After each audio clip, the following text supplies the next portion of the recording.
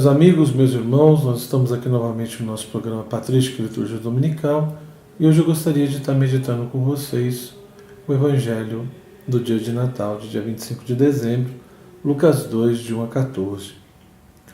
Aconteceu que naqueles dias César Augusto publicou um decreto ordenando o recenseamento de toda a terra. Este primeiro recenseamento foi feito quando Quirino era governador da Síria. Todos iam registrar-se, cada um na sua cidade natal. Por ser da família e descendência de Davi, José subiu da cidade de Nazaré, na Galiléia, até a cidade de Davi, chamada Belém, na Judéia, para registrar-se com Maria, sua esposa, que estava grávida. Enquanto estavam em Belém, completaram-se os dias para o parto, e Maria deu à luz o seu filho primogênito. Ela o enfaixou e o colocou na manjedoura, pois não havia lugar para eles na hospedaria.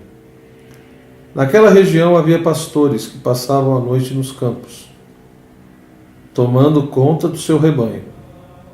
O anjo do Senhor apareceu aos pastores, a glória do Senhor os envolveu em luz, e eles ficaram com muito medo. O anjo, porém, disse aos pastores: Não tenhais medo, eu vos anuncio uma grande alegria que o será para todo o povo. Hoje na cidade de Davi nasceu para vós um Salvador, que é o Cristo Senhor. Isto vos servirá de sinal. Encontrareis um recém-nascido envolvido em faixas e deitado numa manjedoura. E de repente juntou-se ao anjo uma multidão da corte celeste, cantavam louvores a Deus, dizendo: Glória a Deus no mais alto dos céus e paz na terra aos homens por ele amados.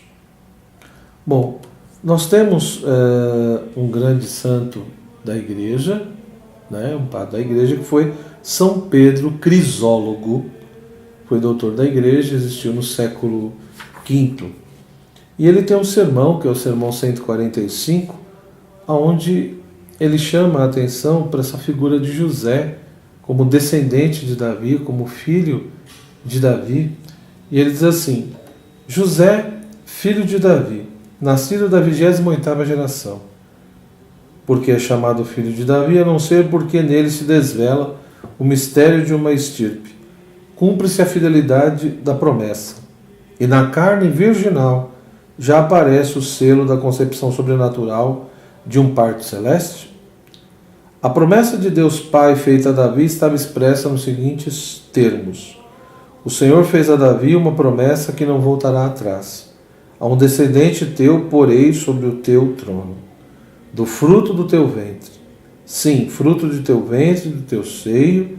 Sim, porque o hóspede celeste, o supremo morador, desceu de tal modo ao receptáculo de suas entranhas que ignorou as limitações corporais.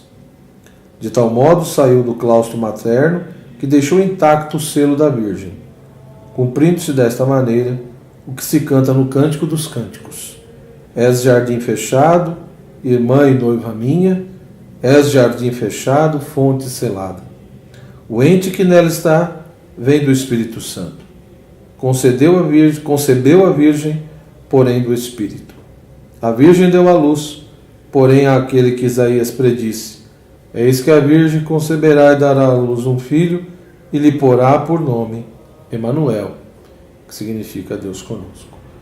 Então nós vemos aqui nesse texto de São Pedro Crisólogo, chamando a atenção para esse evangelho, mostrando que toda essa realidade vivida por José, de que na medida em que aconteceu esse decreto de César Augusto ordenando o recenseamento, e portanto José, por ser da família e descendência de Davi, ele subiu de Nazaré até a cidade de Davi, na chamada Belém, na Judéia, para registrar-se com Maria, sua esposa, que estava grávida. Enquanto estava em Belém, completaram-se os dias, e Maria deu à luz, etc. Então, no entendimento de São Pedro Crisólogo, José, de fato, ele é filho de Davi, porque faz parte de toda essa descendência. E é chamado de filho de Davi porque nele se desvela o mistério de uma estirpe. E mais que isso, cumpre-se a fidelidade de uma promessa. Ou seja, Deus que havia prometido que de fato, né, Deus fez uma promessa a Davi, e Deus não volta atrás nas suas promessas, e justamente a ideia de que de um descendente dele, né, a um descendente teu porei sobre o teu trono. Então, no entendimento de São Pedro Crisólogo, é em Jesus, é em Cristo, aquele que nasce de Maria Virgem, que essa promessa é feita, né? Mas não uma promessa qualquer, mas ali de fato se realiza, né? Ou seja, do fruto do ventre dela, do seio, ocorre esse grande mistério, ou seja, ela que consegue ser mãe e virgem ao mesmo tempo, né? Aquele que veio do céu, o hóspede celeste, o supremo morador, desceu de tal modo a esse receptáculo da Virgem, né? Ignorou as limitações corporais, né? Saiu desse claustro materno, deixando intacto o selo da virgindade. Isso por quê? Porque tanto no Cântico dos Cânticos, Deus já havia dito, és um jardim fechado, né? Como também tinha prometido a Isaías que a Virgem conceberia e daria à luz um filho que seria Emanuel, Deus conosco. Então, para São Pedro Crisólogo, esse evangelho mostra justamente essa realização da promessa de Deus.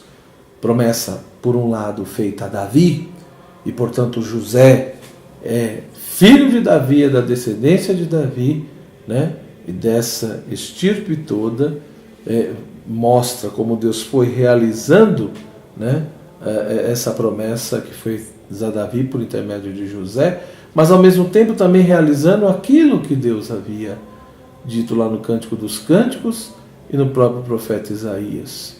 E portanto, Maria é aquela que consegue ser virgem e mãe ao mesmo tempo e que trouxe para nós esse hóspede celeste, esse príncipe da paz, né? E que de fato,